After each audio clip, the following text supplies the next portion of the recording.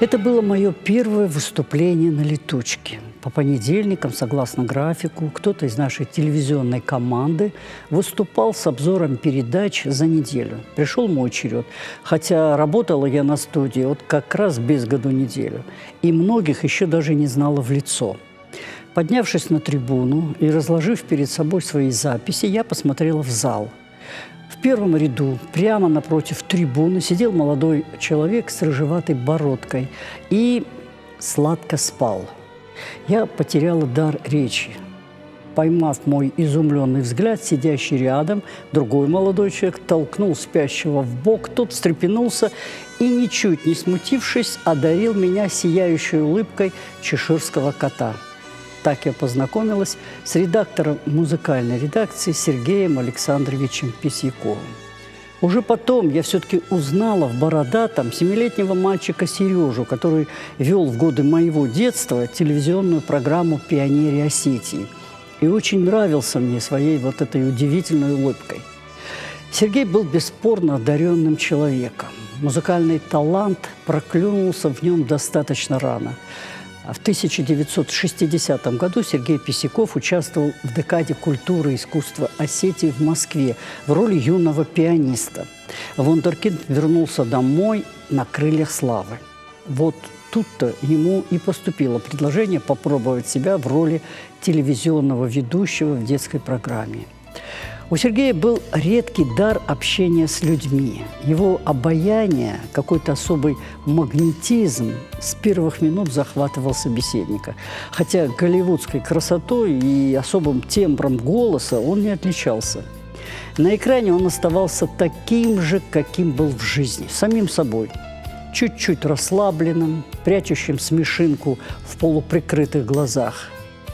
Это и есть та самая органичность, которой кто-то добивается годами работы в эфире. А Сергею этого не требовалось. У него она была природной. К слову сказать, он обладал редким свойством засыпать, отключаться полностью и в нужный момент мгновенно переходить от сна к бодрствованию. Говорил, что научился этому еще в студенческие годы, когда приходилось подрабатывать ночами. Он стал работать на студии телевидения после окончания института имени Гнесиных.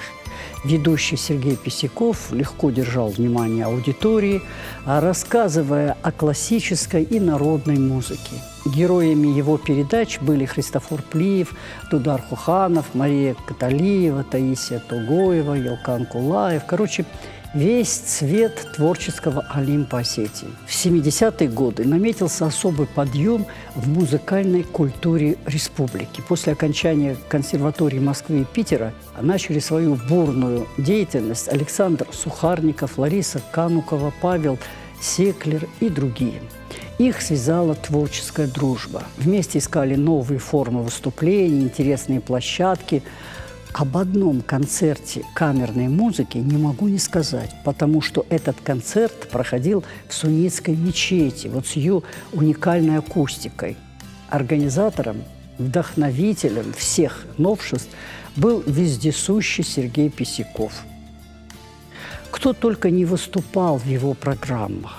Гастролирующий в Осетии Родион Щедрин, Ян Френкель, Никита Богословский, Юрий Гуляев и другие.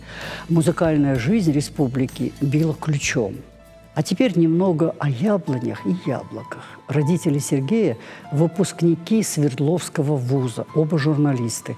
Отец Александр Николаевич, ветеран Великой Отечественной, прошедший всю войну, был одним из лучших журналистов газеты «Социалистическая Осетия». Мама, Татьяна Борисовна, работала в радиокомитете. Уроки русского языка, грамотной речи давала двум их сыновьям, Николаю и Сергею, бабушка Серафима Яковлевна Шульженко, выпускница Екатеринодарской классической гимназии. Было Сергею у кого и чему учиться. Понятно его постоянное стремление к профессиональному совершенству. В 80-х он продолжает образование в Ленинградском институте театра, музыки и кинематографии. В 88-м уже работает на Ленинградском ТВ. А дальше закружили лихие 90-е. время больших надежд и крушений. Песеков создает собственную телекомпанию. Какое-то время дела шли в гору, а потом, как это часто в те годы бывало, за резким подъемом началось такое же быстрое падение. Интеллигентному, законопослушному предпринимателю трудно было тягаться с акулами криминального бизнеса. Сергей Песеков рано ушел из жизни, не завершив свои важные дела. Однако его путь, пусть и не такой длинный, как хотелось бы, был большей частью посвящен развитию музыкального искусства, приобщению к нему жителей нашей республики. В том, что в зале филармонии на концертах классической музыки сегодня нет свободных мест, заслуга наших музыкальных педагогов, воспитавших известных дирижеров, композиторов, музыкантов. Народ тянется к искусству. Это очевидно. Залы театров не пустуют. И в этой тяге к познанию есть, пусть и не самый большой, вклад Сергея Песекова, который своими знаниями, талантом, мастерством открывал перед телезрителями богатый мир музыкального искусства, приобщая к прекрасному. Память, память, ты же можешь, ты должна на мгновенье эти стрелки повернуть.